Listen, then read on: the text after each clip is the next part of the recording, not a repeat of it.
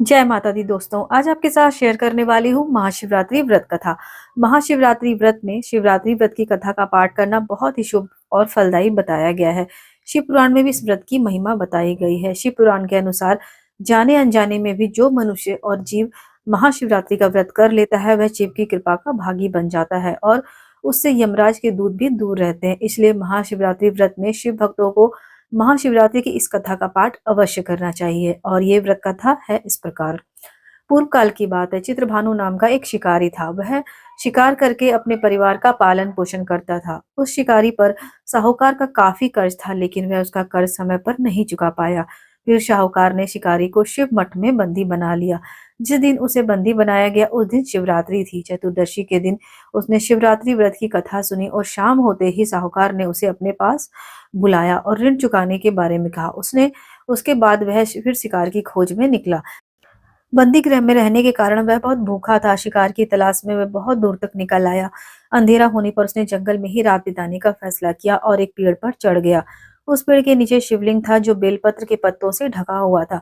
शिकारी को उसके बारे में कुछ भी जानकारी नहीं थी। पेड़ पर चढ़ते समय उससे जो टहनियां तोड़ी वह शिवलिंग पर गिरती रही। इस तरह भूखे प्यासे रहकर शिकारी का शिवरात्रि का व्रत हो गया और शिवलिंग पर बेलपत्र भी चढ़ गए। रात के समय एक हिरनी पानी पीने तालाब पर आई।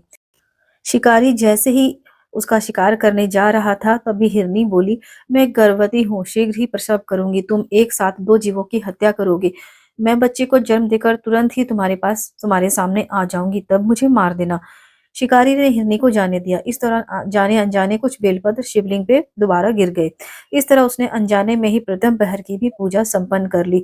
कुछ देर के बाद एक हिरनी उधर से निकली। जैसे ही शिकारी उसे मारने लगा, धनुष बाण चलाया तो हिरनी ने विनम्रता पूर्वक निवेदन किया कि शिकारी, मैं थोड़ी देर पहले ही ऋतु से निर्वित हुई हूँ, कामातुर विहरणी हूँ, अपने प्रिय की तलाश में हूँ।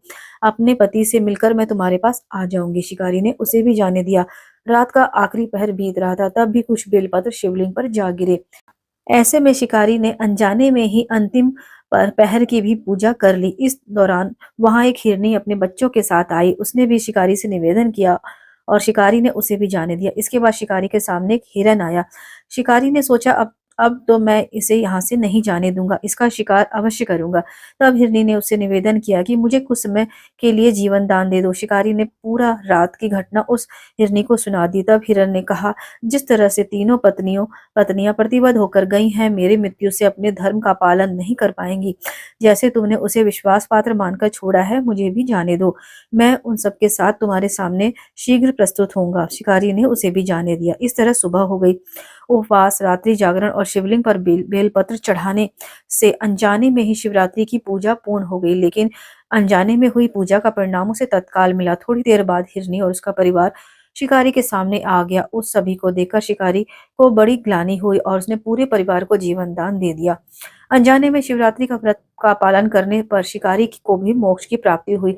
जब मृत्यु काल में यमदूत जीव को लेने आए तब शिवगणों ने उन्हें वापस भेज दिया और शिवलोक ले गए। शिवजी की कृपा से चित्रभानु अपने पिछले जन्म को याद रख पाए। शिवरात्रि के महत्व को जानकर उसका अगले जन्म में भी पालन कर पाया। शिकारी की कथा अनुसार महादेव तो अनजाने में किए गए व्रत का भी फल देते हैं, पर वास्तव में महादेव शिकारी के दया भाव से प्रसन्न हुए। अपने परिवार के कष्ट का ध्यान होते हुए भी शिकारी ने मृत परिवार को जाने दिया। यही करुणा ही है उस शिकारी को उस पंडित और पुजारियों से उत्कृष्ट बना देती है जो सिर्फ रात्रि जागरण, उपवास एवं दूध, दही, बेलपत्र आदि द्वारा शिव को प्रसन्न कर लेना चाहते हैं। इस कथा में सबसे महत्वपूर्ण बात यह है कि इस कथा में अनजाने में हुए पूजन पर विशेष बल दिया गया है। इसका अर्थ यह नहीं कि शिव किसी भी प्रकार से किए गए पूजन को स्वीकार कर लेते हैं अथवा भोलेनाथ जाने या अनजाने में हुए पूजन में भी भेद नहीं रखते। वास्तव में वह शिकारी शिव पूजा नहीं कर रहा था। इसका अर्थ यह हुआ कि वह किसी तरह के किसी फल की कामना भी नहीं कर रहा था। उसने मृत परिवार को समय एवं जीवन दान दिया, जो कि शिव पूजा के समान है। शिव का अर्थ ही कल्याण होता है। उन निरीह प्राणियों के कल्याण करने के कारण ही वह शिव तत्व को जान पाया तथा उसका शिव से साक्षात्कार हुआ। परोपकार करने के लिए महाशिवरात्रि का दिवस होना भी आवश्यक नहीं है। पुराण में 4 प्रकार के शिवरात्रि पूजन का वर्णन है। मासिक शिवरात्रि, प्रथम, आदि शिवरात्रि तथा महाशिवरात्रि।